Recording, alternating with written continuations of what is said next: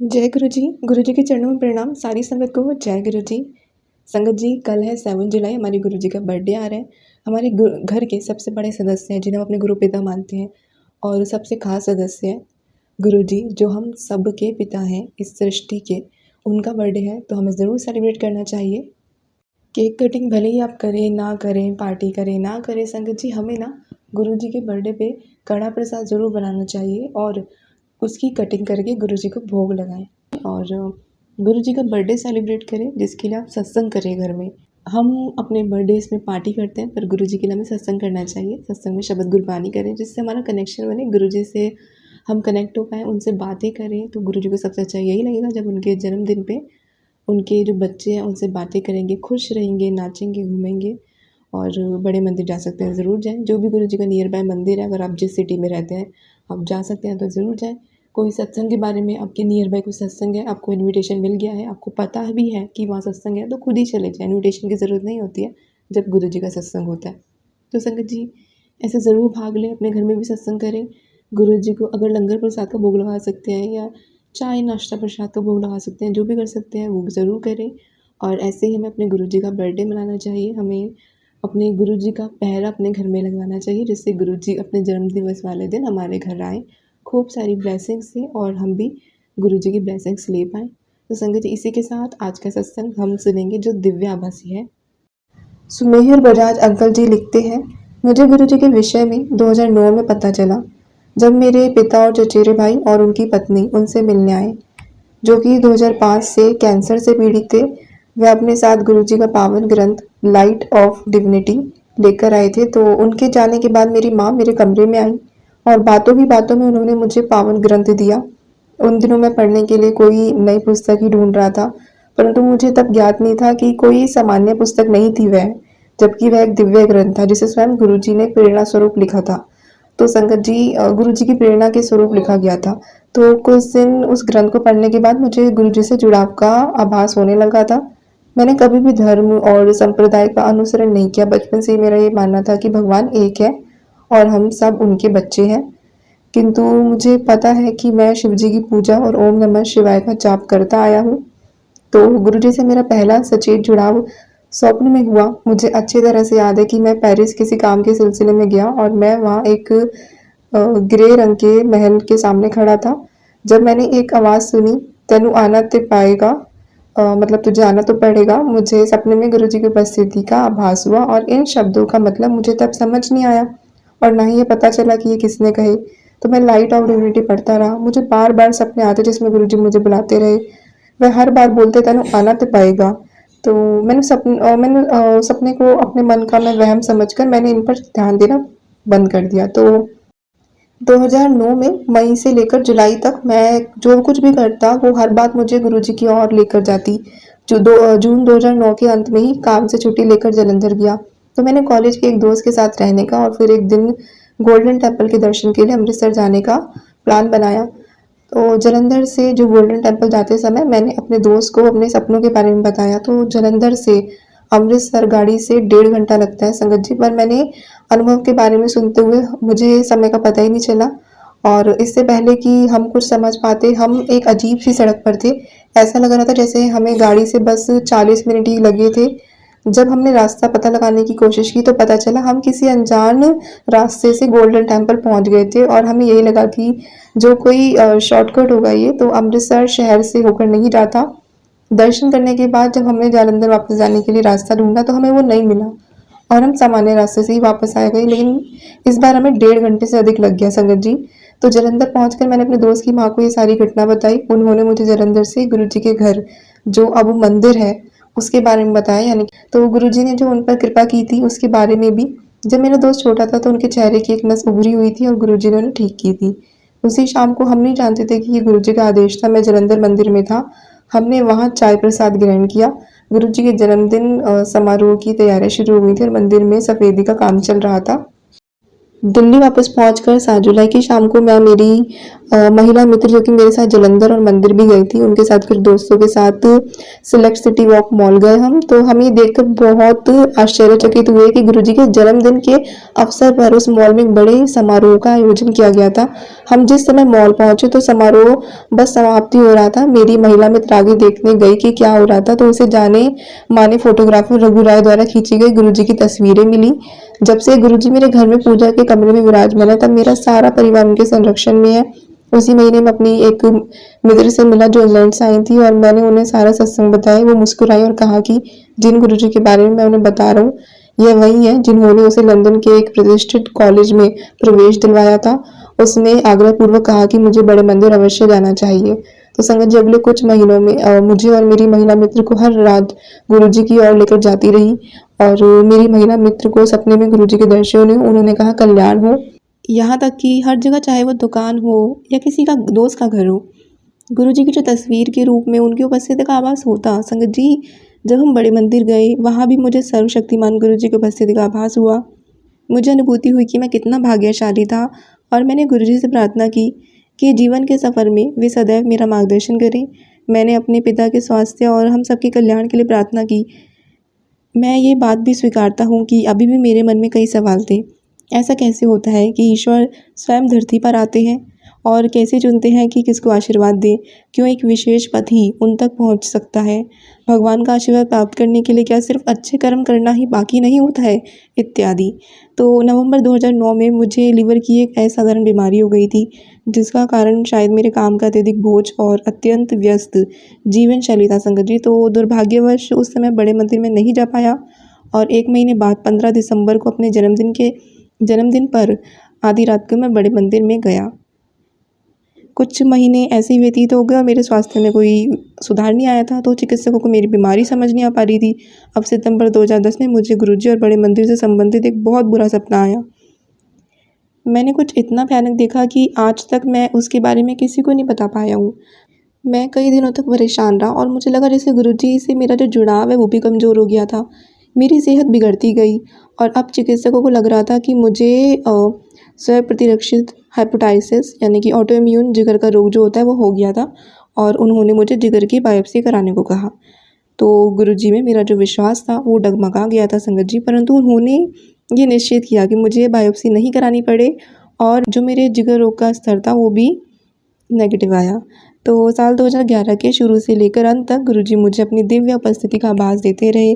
जैसे कि 2009 में हुआ था, ठीक उसी प्रकार साल 2011 में भी हर राह मुझे गुरुजी की ओर ही लेकर जाती थी। तो मैं गुरुजी की वेबसाइट पर डाले गए सारे शब्द सुनता, गुरुजी से प्रार्थना करता, उनका आशीर्वाद मांगता कि वे मेरे विश्वास को बनाए रखें और मेरा मार्गदर्शन करें। अब संगत जी, इससे कुछ समय पूर्व मैं दोबारा बड़े मंदिर गया, तब मुझे गुरुजी के शब्दों तेनू आना तो पड़ेगा का मतलब समझ आया और गुरुजी ने मुझे सपने में दर्शन भी दिए। मेरे आसपास कोई दुष्ट शक्ति थी जिसके सामने मैं लाचार खड़ा था और तभी गुरुजी आकाश मार्ग से प्रकट हुए। उन्होंने एक वज्रपात लिया और उससे उस दुष्ट शक्ति पर वार कर मुझे बचा लिया। तो संगत जी, जब मैं जहाँ भी अब मैं चाहता हूँ ना, मुझे गुरुजी की उपस्थिति का आभास होता है। दिवाली पर मैं अपने पिता के कार्यालय में गुरुजी की पूजा कर रहा था, जब एक बाबा जी जो हर दिवाली पर हमारे यहाँ आते हैं, आए और बोले, हमारे गुरुजी का आदेश है कि तू बहुत तरक्की करेगा। मेरे साथ ऐसी अनगिनत घटनाएं हुई हैं। ये सारे अनुभव जो मैंने सुने हैं या मेरे साथ हुए हैं, उससे भी बड़ी बात ये हुई है कि अब मेरी अंतरात्मा को पूरी तरह से गुरुजी के साथ जुड़ाव का आभास होता है और मुझे ये समझ आ गया है कि गुरुजी की दृष्टि हम सभी पर रहती है हमेशा और हम उनके संरक्षण में हैं। ईश्वर इस दुनिया में गुरुजी के रूप में हमारा मार्गदर्शन करने और रक्षा करने के लिए और इस दुनिया को सुखद बनाने के लिए आए हैं संगत जी। तो गुरुजी महान हैं और उनके तरीके हमारी समझ से परे हैं। मैं केवल इतना कह सकता हूँ कि वे तब भी हमारी रक्षा करते हैं जब हम जानते भी नहीं हैं कि वे सर्वोच्च शक्तिशाली हैं। वे सही समय पर हमें मार्गदर्शन देते हैं और जीवन के सफ़र को सुगम बनाते हैं। यदि कभी हम उनमें अपनी श्रद्धा खो भी देते हैं या हमारा विश्वास डगमगा जाता है, तब भी वह अपना निश्चल प्रेम हम पर न्यौछावर करते हैं और अपने प्रेम रूपी पंथ पर वापस हमारा जो है मार्गदर्शन करते हैं। तो गुरुजी सर्वव्यापी और सदा दयालु हैं। जैसे मैं अपने बचपन में ईश्वर से उनका आशीर्वाद प्राप्त करने के लिए प्रार्थना करता था, वैसे ही अभी भी करता हूँ और ओम नमः शिवाय शिवजी सदा सहाय जपता हूँ। जय गुरुजी। ओम नमः शिवाय। शिवजी सदा सहाय। ओम नमः शिवाय। गुरुजी सदा सहाय। जय गुरुजी। शुक्राना गुरुजी। आज मैं अपना ये शुक्राना सत्संग साक्षी आंटी जी के चैनल पे भेज रही हूँ गुरुजी। आप साक्षी आंटी को, उनकी फैमिली को बहुत ब्लेस करिएगा गुरुजी। और सभी अपनी सभी संगत को गुरुजी आप बहुत ब्लेस करिएगा। मुझे, मेरे परिवार को ब्लेस करिएगा गुरुजी। सत्संग सुनाने में कोई भी भूल चूक हो जाएगी तो गुरुजी, संगत जी मुझे क्षमा करिएगा। तो संगत जी, क्या होता है कि मुझे 3-4 दिनों से गुरुजी माँ से रिलेटेड सत्संग सुना रहे थे कि तेरी माँ पे, जैसे किसी सत्संग में माँ के एक्सीडेंट का, ये सब ऐसे कुछ सत्संग सुना रहे थे गुरुजी। तो सच में संगत जी, मैंने एक दिन सपना देखा 3-4 दिन पहले कि मेरी मम्मी एक कार चला रही हैं, जबकि उनको बिल्कुल ड्राइविंग नहीं आती है, वो एक हाउस वाइफ हैं। तो लेकिन मैंने सपने में ये देखा कि वो कार चला रही हैं, कार चला के कहीं जा रही हैं, और उनका कार जो है वो एक मतलब वो क्या बोलते हैं, एक वो गिर जाता है पलट करके, और दूसरी बार भी पलट कर, ऐसे 2 पलटन लेके वो कार गिर जाती है। और मेरी माँ बिल्कुल उसमें मुझे दिखाई दे रहा सपने में कि वो बिल्कुल ठीक है। तो मैं बहुत ये सपने को सुबह सोच के इतना मैं डर गई। तो मैंने गुरुजी का बहुत बहुत शुक्राना किया कि पता नहीं गुरुजी, उसके दूसरे तीसरे दिन गुरुजी ने ऐसे सत्संग मुझे सुनाए। तो मैं गुरुजी का बहुत इस सत्संग के माध्यम से, और मैं अपने पूरे हृदय से गुरुजी आपका शुक्राना करना चाहती हूँ कि मेरी माँ पर आए आपने संकट को आपने काटा है गुरुजी। तो इसका बहुत बहुत शुक्राना है गुरुजी। और हर संकट को आप, मतलब मेरे परिवार से बिल्कुल दूर रखते हो गुरुजी। भाई से हो, माँ से हो, पति से हो, बच्चों से हो, सब सत्संग सुना के आप कष्टों को काटते हो गुरुजी। शुक्राना गुरुजी। और गुरुजी, मुझे पीरियड से रिलेटेड एक दिन मैंने गुरुजी ने मुझे सत्संग सुनाया 2-3 दिन पहले कि जो तेरी पीरियड में दूसरे तीसरे दिन जो तुझे प्रॉब्लम होती है पीरियड में, तो वो अब नहीं होगी। ऐसे एक आंटी जी सत्संग सुना रही थी। तो संगत जी, मैं बताना चाहूँगी कि मुझे भी पीरियड में काफ़ी प्रॉब्लम होती थी, लेकिन ये सत्संग सुना के गुरुजी ने मेरा इस बारी जो है, मेरा ये संकट कष्ट जो है गुरुजी ने काट दिया है। गुरुजी, मैं बहुत बहुत शुक्राना करती हूँ इसके लिए। और गुरुजी ने एक दिन मुझे कुछ फेस पे लेफ़्ट साइड में, मैं बोलूँगी कि कुछ प्रॉब्लम हो रही थी, मुझे समझ नहीं आ रहा था। कान में भारीपन सा लग रहा था, कभी मेरा फेस हल्का सा थरथरा रहा था, थोड़ा सा, मतलब एकदम 1% में बोलूँगी। और उस दिन ही मुझे गुरुजी ने एक सत्संग सुनाया आंटी जी का, फेस से रिलेटेड पाल्सी पैरालिसिस की। तो मैं बहुत ज़्यादा, मैं उस दिन डर गई थी और मैंने वो सत्संग सुना। मुझे पता था कि गुरुजी मेरा यह संकट काट देंगे। और गुरुजी, वो आंटी जी उस सत्संग में ये बता रही थी कि गुरुजी ने बताया है काढ़ा पीने के लिए। तो उसमें तुलसी के कुछ पत्ते, 2 लौंग और इलायची डालकर वो काढ़ा बनाकर पीने के लिए। तो मैंने वैसा ही किया मैंने उस दिन, और नेक्स्ट डे भी मैंने वो काढ़ा पिया, और सच में मेरी ये प्रॉब्लम गुरुजी ने सॉल्व की। गुरुजी, इसका बहुत बहुत शुक्राना है आपका गुरुजी। और हमेशा मेरे अंग संग रहना गुरुजी। इस सत्संग के माध्यम से मैं अपने पति, अंकल, बच्चों की तरफ से, माँ की तरफ से, पूरी परिवार की तरफ से शुक्राना करना चाहती हूँ गुरुजी। और अपना सत्संग में यहीं पे विराम लगाते हुए अगले सत्संग की तैयारी करती हूँ गुरुजी। शुक्राना गुरुजी। लव यू गुरुजी। जय गुरुजी। संगत जी, जय गुरुजी। शुक्राना गुरुजी। बहुत लाखों करोड़ बार शुक्राना गुरुजी का। संगत जी, आपका भी बहुत बहुत ज़्यादा शुक्राना। मैंने अभी 2 दिन पहले आपके पास सत्संग शेयर किया था कि मेरे मामा हॉस्पिटल में एडमिट हैं, उनको मल्टीपल डिजीज़ है, मतलब, और बहुत ज़्यादा बस हाथों में ही आ गए थे जैसे कि। बस आज मैं आप सबको ये बताना चाह रही हूँ, गुरुजी का धन्यवाद करते हुए, बहुत ज़्यादा मुझे इस बात की बहुत खुशी हो रही है कि मेरे मम्मा आज हॉस्पिटल से डिस्चार्ज हो रहे हैं। डॉक्टरों ने कहा है कि पहले से बहुत ज़्यादा इम्प्रूवमेंट है उनकी। नहीं तो जिस तरीके से मुझे गुरुजी के मतलब मेरे को रात को सपना आया था, मैंने बताया था आपको सत्संग में कि जैसे कि मेरे मम्मा है ही नहीं, ऐसा सपना आया। और बाद में आंखें खोलते हैं लाल, और मैं डॉक्टरों को कह रही हूँ कि मेरे मम्मा उठ गए हैं, तो मतलब आप उनका इलाज कीजिए प्लीज़। बस समझिए कि मेरी मम्मा बहुत बड़े मुसीबत से बच के बाहर निकले हैं। आपका बहुत बहुत शुक्राना गुरुजी। शुक्रिया गुरुजी, शुक्रिया। जय गुरुजी। शुक्राना गुरुजी। अनंतम अनंतम वार शुक्राना गुरुजी। गुरुजी, ये मेरा पहला शुक्राना सत्संग है सब मेरे से गलती हुई उसके लिए लक मैं माफ़ी चाहता हूँ। गुरुजी मैं गुरुजी के बारे में कुछ नहीं जानती थी। मैं साईं बाबा को मानती थी। फिर मैं कन्फ्यूज़ थी कि साईं बाबा को किसको गुरु मानूँ, साईं बाबा को। पर गुरुजी मेरे बार-बार मैसेज और सत्संग आते थे मेरे फ़ोन में। फिर मैं सोचती थी कि इग्नोर करती थी। उसके बाद फिर ऐसे अटैचमेंट हो गई गुरुजी से कि मैं हर रोज़ गुरुजी का सत्संग कभी नहीं सुन पाती, वो अलग बात है, वरना मैं ट्राई करती हूँ। और मेरी लाइफ में, मेरी फैमिली की लाइफ में इतनी सारी प्रॉब्लम्स थी। कहते हैं ना, ये सारी दुनिया जब हमारा साथ छोड़ देती है, तब हमारे गुरु को हमारी लाइफ में आता है। तो जब गुरु को मेरी लाइफ में, मेरी फैमिली की लाइफ में आए, तो सब कुछ मेरी और फैमिली की लाइफ में ख़राब चल रहा था। लाइफ ही का मतलब जीने का मन नहीं कर रहा था।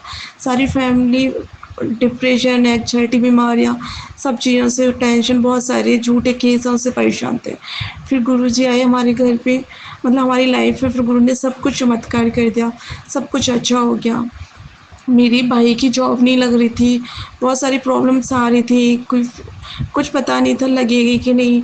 बट गुरुजी ने ऐसा चमत्कार किया कि मेरे भाई की भी गवर्नमेंट जॉब लग गई पुलिस में। तो मुझे नहीं आता क्या बोलना है क्या नहीं। पहला सत्संग है मेरा, सो उसके लिए लख लख माफ़ी चाहती हूँ मेरे गुरु का। और गुरु का मेरा और मेरी पूरी संगत का भला कहना। और और गुरु का हमेशा मेरे को और मेरी फैमिली को कभी बटरफ्लाई रूप में, कभी वाइट पिजन के रूप में अपने दर्शन कराते रहता है। सो गुरु पर लख लख प्रणाम, हमेशा मेरे साथ रहना और पूरी फैमिली के साथ और संगत के साथ रहना। और आप हो तो हमें कोई टेंशन नहीं है। जब गुरु हमारे साथ है तो मेरे को कोई टेंशन नहीं होती। सो जय गुरु का लख लख बार शुक्राना मेरे गुरु का, अनंत अनंत शुक्राना गुरु का, लख लख बार माफ़ी चाहती हूँ मेरे गुरु का। सो अपने गुरु का मंत्र जाप करती हूँ। ओम नमः शिवाय शिव सदाशिवाय, ओम नमः शिवाय गुरु सदाशिवाय, ओम नमः शिवाय शिव सदाशिवाय, ओम नमः शिवाय गुरु जी सदाशिवाय। सो गुरु जी हमेशा में बस मेरे पे, हमेशा मैं हर रोज़ सुखनाना सत्संग करती रहूँ, बस इतनी अपना आशीर्वाद बनाए रखना और पूरी संगत का। जय गुरु जी, शुक्राना गुरु जी। जय गुरु जी संगत जी, जय गुरु जी, शुक्राना गुरु जी के चरणों में कोटि कोटि नमन। संगत जी, ये मेरा 9वां शुक्राना सत्संग है और गुरुपा की वजह से अभी मेरी रिसेंटली जॉब लगी है। इसके लिए गुरुपा का अनंतम अनंतम करोड़ों बार शुक्राना। मेरी फैमिली की तरफ से भी करोड़ों करोड़ों बार शुक्राना। गुरुपा का जितना शुक्राना करे उतना कम। संगत जी, ये सत्संग भी मेरी जॉब के रिगार्डिंग ही है। एक्चुअली जब मेरी इस बार जॉब लगी तो वो जॉइनिंग ट्यूसडे की थी एंड लास्ट बार जिस जॉब में मैंने काम किया था वहाँ पे भी मेरी जॉइनिंग ट्यूसडे ही थी एंड वो साउथ में थी। एंड साउथ वाले ऐसा मानते हैं कि अगर ट्यूसडे जॉइनिंग हो तो वो बहुत डिफ़िकल्टी वाले फेज़ में जॉब निकलती है। वो जॉब इतनी ईज़िली होती नहीं, काफ़ी डिफ़िकल्टीज़ आती रहती है उस जॉब में। तो एंड एक्चुअली मेरे साथ वैसा हुआ भी।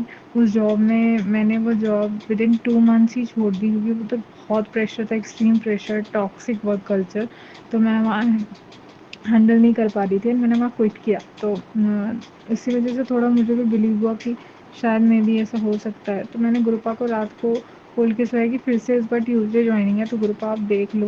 मैंने सुबह पे छोड़ दिया है, अब आप देख लो किसी तरह अगर डे चेंज हो सके तो आप देख लो। उनको अरदास करके मैं सो गई और मुझे कुछ इससे रिलेटेड सपना भी आया था बट मुझे सही से याद नहीं। एंड नेक्स्ट डे सामने से गुरुपा का चमत्कार देखिए। मुझे नहीं गुरुपा इतनी जल्दी सुनते हैं कभी कभी कि मैं सो के ही उठी थी और मुझे सामने से जिस कंपनी में मुझे ज्वाइन करना है वहाँ के बॉस का कॉल आया सामने से और उन्होंने बोला कि ट्यूसडे मुझे जा रहा हूँ मैं, ट्यूसडे एक्चुअली कहीं बाहर, तो तुम मंडे से ज्वाइन कर सकती हो सो दैट मैं तुम्हें वर्क सारा एक्सप्लेन कर दूँ।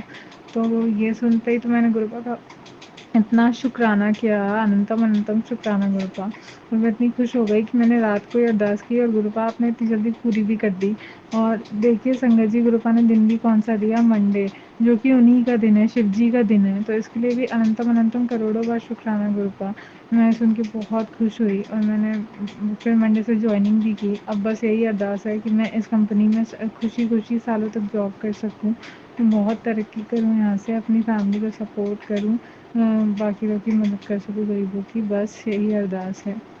और बस मुझे और मेरे परिवार को गुरुपा अपने चरणों से लगाए रखिएगा। हमसे और हमारे परिवार से कोई भूल चूक हो गई हो तो हमें क्षमा करिएगा गुरुपा। बाकी संगत जी ऐसे ही गुरुपा सबकी अपना रहम करम का हाथ सब पे बनाए रखें। और जो आंटी जी ये सत्संग शेयर कर रही हैं उन पर भी गुरुपा अपनी मेहर बनाए रखिएगा। बाकी गुरुपा का अनंतम अनंतम शुक्राना हमें हर संकटों से बचाने के